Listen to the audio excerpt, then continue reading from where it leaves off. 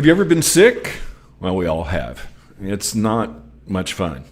Imagine that there was no one to care for you or to take care of you. Jesus made it clear that that's not how it's supposed to be. Jesus said, care for the sick. Good morning and welcome to 755 Live. For about 5 minutes, you'll hear all about easy to remember soundbite versions of what Jesus said. The point? To help you experience life to the fullest, the Jesus way. Today's Jesus said comes from Matthew 25, verse 35 through 36. And these verses have such meaning that several of the Jesus said soundbites come from this part of Matthew. And this is talking about Judgment Day, where sheep are separated from the goats in verse 32, the good from the bad. And we'll look at why Jesus used the sheep analogy here as well. But first, let's read this.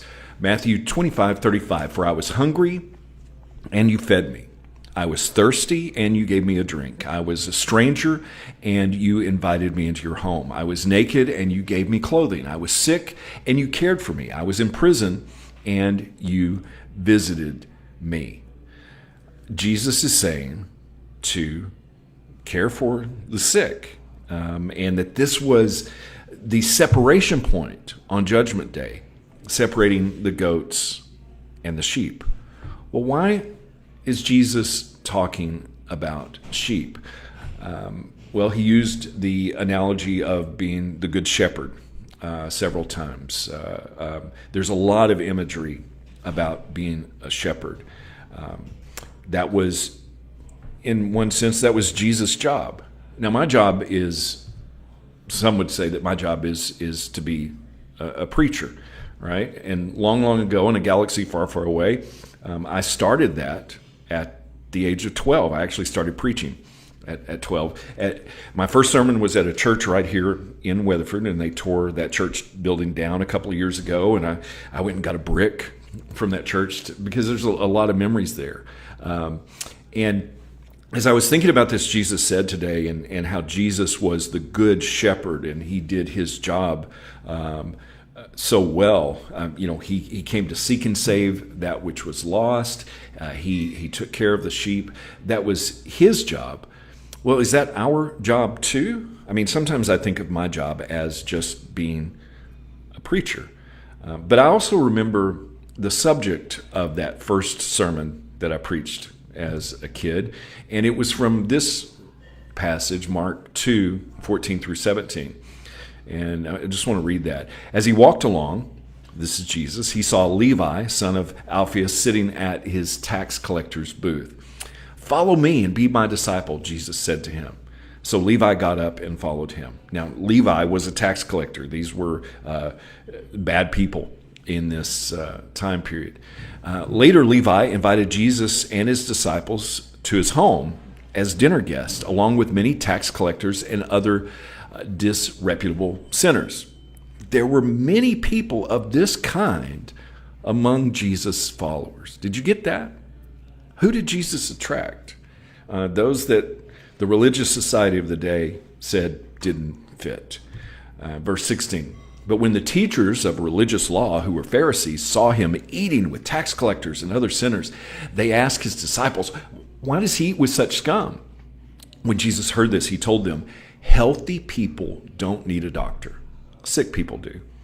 I have come to call not those who think they are righteous, but those who know they are sinners. I used this as a 12-year-old as a sermon topic about how the church was supposed to be a hospital. And as we think about Jesus saying care for the sick, I'm wondering, is the church a hospital today? If we're to live like Jesus and do what he did and said, do we? How do we treat the sick? And that's not just physical sickness. Sin is a spiritual sickness. It's a disease that leads to eternal death without the one and only cure, which is the good news of Jesus. But many times it seems like we are fighting against those that are sinners rather than really caring for them. That's not how the good shepherd took care of his lost sheep. In Ezekiel, it talks about what a bad shepherd acts like. And this is a challenge for us. Ezekiel 34:4 says, "You have not strengthened the weak, healed the sick, bandaged the injured, brought back the strays, or sought the lost, but with force and harshness you have ruled over them." Today's Jesus said is also about caring for the physically sick, the elderly, the weak. Do most of the things we do or the buildings we build do that?